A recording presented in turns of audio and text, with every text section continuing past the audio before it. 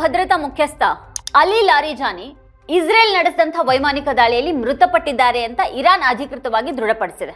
Israel ಮೊದಲು ಈ ಒಂದು ದಾಳಿಯನ್ನ ಘೋಷಿಸಿದ್ರೆ ಕೆಲವೇ ಗಂಟೆಗಳ ನಂತರ ಇರಾನ್ನ ಸುಪ್ರೀಂ ರಾಷ್ಟ್ರೀಯ ಭದ್ರತಾ ಮಂಡಳಿ ಲಾರಿಜಾನಿ ಅವರ ಸಾವನ್ನ ದೃಢಪಡಿಸಿದೆ.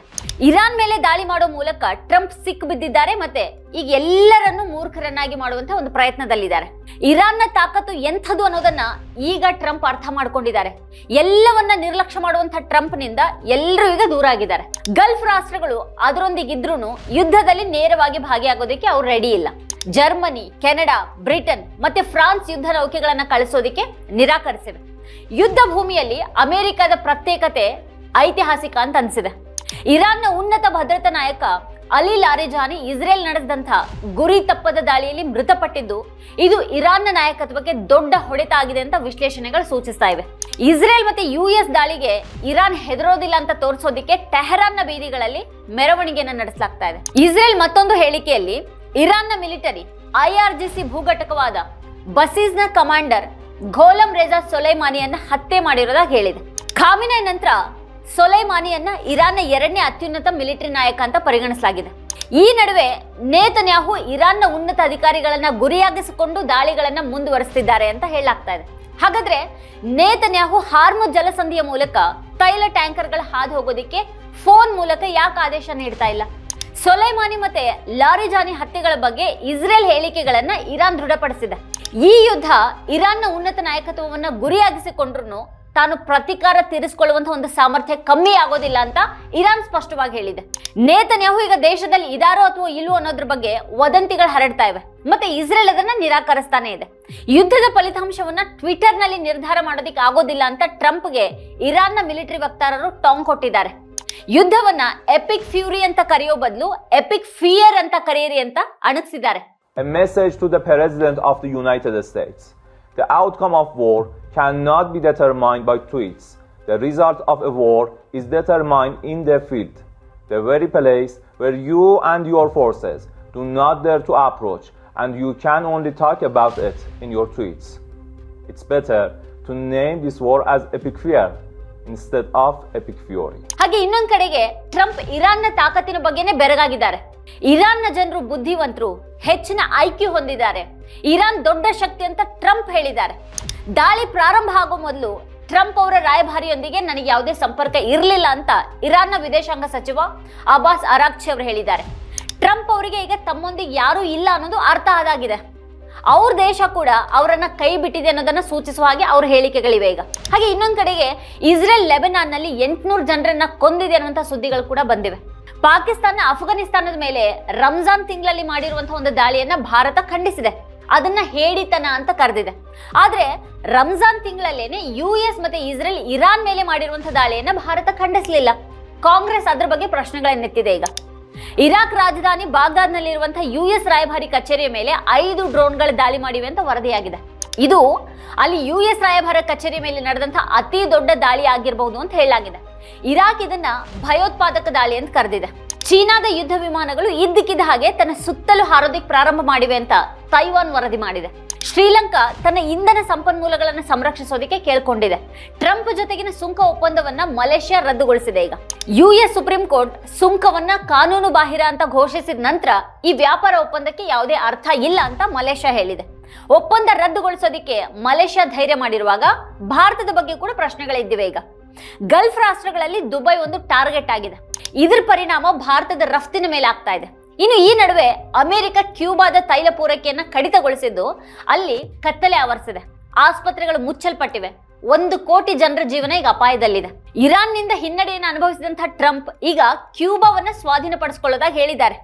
ಅದು ವಿಫಲ ರಾಷ್ಟ್ರ, ಅದ್ರ ಬಳಿ ಹಣ ಇಲ್ಲ, ತೈಲ ಇಲ್ಲ, ಅದ್ರ ಬಳಿ ಏನೂ ಇಲ್ಲ.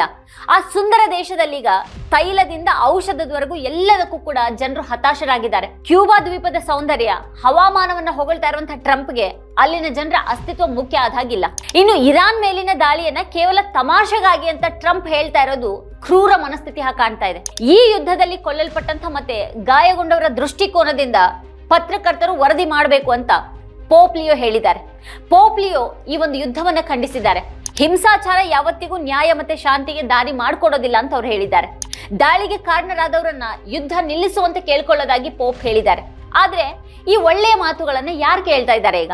ಯುದ್ಧದ ವರದಿಗಳಲ್ಲಿ ಬಾಂಬ್ಗಳು ಎಲ್ಲಿ ಯಾರ ಮೇಲೆ ಬೀಳ್ತಾ ಇವೆ, ಸಾಯ್ತಾ ಇರೋರು ಯಾರು ಅನ್ನೋದನ್ನ ಇಲ್ಲಿ ಹೇಳೋದಿಕ್ಕಾಗ್ತಾ ಇಲ್ಲ. ಯುದ್ಧ ವರದಿ ಅನ್ನೋದು ಕೇವಲ ಹೇಳಿಕೆಗಳು ಮತ್ತೆ ತಂತ್ರದ ವಿಶ್ಲೇಷಣೆಗೆ ಮಾತ್ರನೇ ಸೀಮಿತ ಆಗಿವೆ. ಆದ್ರೆ ಈ ಯುದ್ಧದಿಂದ ಆಗ್ತಾ ಇರುವಂತಹ ವಿನಾಶದ ಬಗ್ಗೆ ಸತ್ಯ ಕಾಣಿಸದೇ ಇರೋ ಹಾಗಾಗಿದೆ. ರವೀಶ್ ಕುಮಾರ್ ಅವರು ಹೇಳೋ ಹಾಗೆ ಗೂಗಲ್ ಮ್ಯಾಪ್ ಇಲ್ಲದೇನೆ ತಮ್ಮದೇ ನಗರದ ನೆರೆ ಹೊರೆಯಲ್ಲಿ ಓಡಾಡಲಾರದಂತಹ ಪತ್ರಕರ್ತರು ಭೌಗೋಳಿಕ ರಾಜಕೀಯವನ್ನ ವಿವರಿಸೋದಿಕ್ಕೆ ಅಮೆರಿಕ ಮತ್ತೆ ಇಸ್ರೇಲ್ನಿಂದ ಎರವಲು ಪಡೆದಿದ್ದಾರೆ. ಅಮೆರಿಕ ಮತ್ತೆ ಅದರ ಮಿತ್ರ ರಾಷ್ಟ್ರಗಳಿಗೆ ಇರಾನ್ ಹಾರ್ಮುಜ್ ಜಲಸಂಧಿಯನ್ನ ನಿರ್ಬಂಧಿಸಿದಾಗಲೇ ಇರಾನ್ನ ಭೌಗೋಳಿಕತೆ ವಾಸ್ತವ ಬಹಿರಂಗ ಆಯಿತು. 2 ಭಾರತೀಯ ಹಡಗುಗಳು ಹಾರ್ಮುಜ್ ಜಲಸಂಧಿಯಿಂದ ಬಂದವು. ಆದ್ರೆ ಯಾವ ಪರಿಸ್ಥಿತಿಗಳಲ್ಲಿ ಈ ಹಡಗುಗಳಿಗೆ ಹಾದು ಹೋಗೋದಿಕ್ಕೆ ಅವಕಾಶವನ್ನ ನೀಡಲಾಯಿತು ಅನ್ನೋದ್ರ ಬಗ್ಗೆ ಪ್ರಶ್ನೆಗಳೇ ಇದ್ದಿವೆ. ಫೆಬ್ರವರಿಯಲ್ಲಿ ಅಮೆರಿಕದೊಂದಿಗಿನ ಒಪ್ಪಂದದ ಚೌಕಟ್ಟನ್ನ ಅಂತಿಮಗೊಳಿಸಿದ ನಂತರ ಭಾರತ 3 ಇರಾನಿನ ಹಡಗುಗಳನ್ನ ವಶಪಡಿಸಿಕೊಂಡಿದೆ ಅಂತ ವರದಿ ಹೇಳುತ್ತೆ. ಇರಾನ್ ಈಗ ಈ 3 ಹಡಗುಗಳನ್ನ ಬಿಡುಗಡೆ ಮಾಡುವಂತೆ ಒತ್ತಾಯ ಮಾಡ್ತಾ ಇದೆ. ಅಮೆರಿಕದ ನಿರ್ಬಂಧಗಳಿಂದಾಗಿ ಈ 3 ಹಡಗುಗಳನ್ನ ಹಿಡಿದಿಡೋ ಮೂಲಕ ಭಾರತ ಇರಾನ್ನೊಂದಿಗಿನ ವ್ಯಾಪಾರ ಮತ್ತೆ ಚಾಬಹಾರ್ ಬಂದರಿನಲ್ಲಿನ ಹೂಡಿಕೆಯನ್ನು ಕೊನೆಗೊಳಿಸೋದಕ್ಕೆ ತಯಾರಿಯನ್ನ ನಡೆಸ್ತಾ ಇದೆ ಅಂತ ಈಗ ವಿಶ್ಲೇಷಿಸಲಾಗ್ತಾ ಇದೆ. ಭಾರತ ರಷ್ಯಾದ ತೈಲ ಆಮದುಗಳನ್ನ ಕಡಿಮೆ ಮಾಡ್ತಾ ಇದೆ, ಕೊಲ್ಲಿ ಮತ್ತೆ US ನಿಂದ ತೈಲ ಆಮದುಗಳನ್ನ ಹೆಚ್ಚು ಮಾಡ್ತಾ ಇದೆ ಅಂತ ಟ್ವೀಟ್ ಮಾಡಿದ್ದಾರೆ. ವಶಪಡಿಸಿಕೊಂಡಂತಹ ಟ್ಯಾಂಕರ್ಗಳಿಗೂ ಹಾರ್ಮುಜ್ನ ನಿರ್ಬಂಧಕ್ಕೂ ಸಂಬಂಧ ಇಲ್ಲ ಅಂತ ಹೇಳಲಾಗ್ತಾ ಇದೆ. ಇರಾನ್ ಭಾರತದ ಮೇಲೆ ಯಾವುದೇ ಷರತ್ತುಗಳನ್ನ ವಿಧಿಸಿಲ್ಲ ಅನ್ನುವಂಥ ಒಂದು ವರದಿಯನ್ನ ಅಧಿಕೃತವಾಗಿ ನಿರಾಕರಿಸಲಾಗಿಲ್ಲ. ಎಲ್ಲಾ ಭಾರತೀಯ ಹಡಗುಗಳು ಹಾರ್ಮುಜ್ ಮೂಲಕ ಹಾದು ಹೋಗೋದಿಕ್ಕೆ ಅನುಮತಿ ನೀಡಿಲ್ಲ ಅಂತ ವಿದೇಶಾಂಗ ಸಚಿವ S ಜೈಶಂಕರ್ ಹೇಳಿದ್ದಾರೆ ಅನ್ನುವಂಥ ವರದಿ ಇದೆ. ಅಂದ್ರೆ ಇರಾನ್ ಕೂಡ ಈಗ ಚೌಕಾಶಿ ಮಾಡ್ತಾ ಇದೆ. ಇರಾನ್ ಷರತ್ತುಗಳನ್ನ ವಿಧಿಸದಿದ್ರೆ ಎಲ್ಲಾ ಹಡಗುಗಳಿಗೆ ಅವಕಾಶವನ್ನ ನೀಡ್ತಾ ಇತ್ತಲ್ವಾ? ಹಾಗೆ ಈ ನಡುವೆ ಇರಾನ್ US ಮುಳುಗಿಸಿದಂತಹ ಐರಿಸ್ ಡೆನಾದಲ್ಲಿನ ನಾವಿಕರ ಫೋಟೋಗಳನ್ನ ಬಿಡುಗಡೆ ಮಾಡಿದೆ. ಅಂದ್ರೆ ಇರಾನ್ ಇದನ್ನು ಇನ್ನೂ ಕೂಡ ಮರ್ತಿಲ್ಲ, ಮತ್ತೆ ಇದನ್ನ ಒಂದು ಪ್ರಮುಖ ಘಟನೆ ಅಂತ ನೋಡುತ್ತೆ ಅನ್ನೋದು ಇಲ್ಲಿ ಸ್ಪಷ್ಟ ಆಯಿತು. ಪಾಕಿಸ್ತಾನದ ಹಡಗುಗಳ ಹಾದು ಹೋಗೋದಕ್ಕೂ ಕೂಡ ಇರಾನ್ ಅನುಮತಿ ಕೊಟ್ಟಿತು ಅನ್ನೋದನ್ನ ಇಲ್ಲಿ ಗಮನಿಸಬೇಕು. ಇರಾನ್ ಗಲ್ಫ್ ದೇಶಗಳ ಮೇಲೆ ದಾಳಿ ಮಾಡಿದೆಯೇ ಹೊರತು ಪಾಕಿಸ್ತಾನವನ್ನ ಅದು ಗುರಿಯಾಗಿಸಿಲ್ಲ. ಪಾಕಿಸ್ತಾನ ಮತ್ತೆ ಸೌದಿ ಅರೇಬಿಯಾ ನಡುವೆ ಭದ್ರತಾ ಒಪ್ಪಂದ ಇದೆ. US ಜೊತೆಗಿನ ಪಾಕಿಸ್ತಾನದ ಸಂಬಂಧ ಕೂಡ ಉತ್ತಮವಾಗಿದೆ ಅಂತ ಹೇಳಲಾಗುತ್ತೆ. ಹಾಗೆ ಇನ್ನೊಂದ್ ಕಡೆಗೆ ಫ್ರಾನ್ಸ್ ಅಧ್ಯಕ್ಷ ಮ್ಯಾಕ್ರನ್ ಇರಾನ್ ಅಧ್ಯಕ್ಷರೊಂದಿಗೆ ಮಾತಾಡಿದ್ದಾರೆ. ಅಂದ್ರೆ ಫ್ರಾನ್ಸ್ ಕೂಡ US ಮೇಲಿನ ಅವಲಂಬನೆಯನ್ನ ಬಿಟ್ಬಿಟ್ಟಿದೆ. ಈಗ ಚೀನಾ ಇರಾನ್ ನಿಂದ ತೈಲ ಖರೀದಿ ಮಾಡ್ತಾ ಇದೆ, ಅದರ ಹಡಗುಗಳು ಹಾರ್ಮುಜ್ ಮೂಲಕ ಸಾಗ್ತಾ ಇವೆ. ಹಾರ್ಮುಜ್ ಮೂಲಕ ಪರ್ಷಿಯನ್ ಕೊಲ್ಲಿಗೆ ಪ್ರವೇಶಿಸೋದಕ್ಕೂ ಕೂಡ ಇರಾನ್ ಹಾಂಗ್ಕಾಂಗ್ಗೆ ಅನುಮತಿಯನ್ನ ನೀಡಿದೆ. ಇದನ್ನ ಒಂದು ಅಪರೂಪದ ಘಟನೆ ಅಂತ ಹೇಳಲಾಗ್ತಾ ಇದೆ. ಇರಾನ್ನ ವಿದೇಶಾಂಗ ಸಚಿವಾಲಯ ಇರಾನ್ನ ಮಿಲಿಟರಿಯಿಂದ ಅನುಮತಿ ಪಡೆದ ನಂತರನೇ ಈ ಹಡಗುಗಳಿಗೆ ಅನುಮತಿಯನ್ನ ನೀಡಲಾಗಿದೆ ಅಂತ ಹೇಳಿದೆ.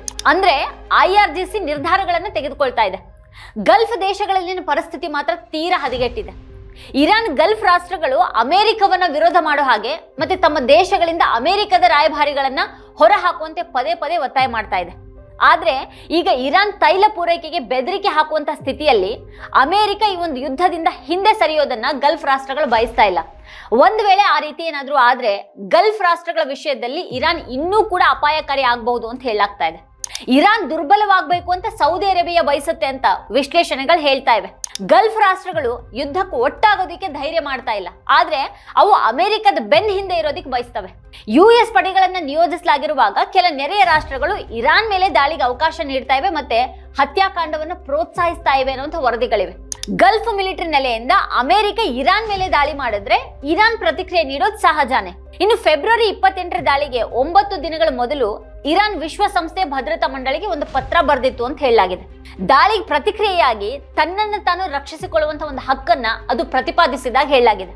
ಇನ್ನು ದಾಳಿಗೆ ಬಳಸಲಾಗುವಂತಹ ಯಾವುದೇ ಒಂದು ಸ್ಥಳವನ್ನ ಶತ್ರು ನೆಲೆಗಳಾಗಿ ಪರಿಗಣಿಸೋದಾಗಿ ಅದು ಆ ಪತ್ರದಲ್ಲಿ ಹೇಳಿದೆ. ಇರಾನ್ ತನ್ನ ನೆರೆಯ ದೇಶಗಳ ಮೇಲೆ ದಾಳಿ ಮಾಡಿರೋದು ಆಶ್ಚರ್ಯ ಮತ್ತೆ ಆಘಾತವನ್ನ ಉಂಟು ಮಾಡಿದೆ ಅಂತ ಟ್ರಂಪ್ ಹೇಳಿದ್ದಾರೆ.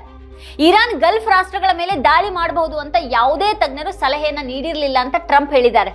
ಇರಾನ್ ಪ್ರತಿ ದಾಳಿ ರೀತಿಯಿಂದಾಗಿ ಟ್ರಂಪ್ ಆಶ್ಚರ್ಯಗೊಂಡಿದ್ದಾರೆ. ನೆಟೋ ಮತ್ತೆ ಇತರ ಮಿತ್ರ ರಾಷ್ಟ್ರಗಳಿಗೆ ಪದೇ ಪದೇ ಮನವಿ ಮಾಡಿದ ನಂತರ ಕೂಡ ಅವ್ರಿಗೆ ಬೆಂಬಲ ಸಿಕ್ಕಿಲ್ಲ.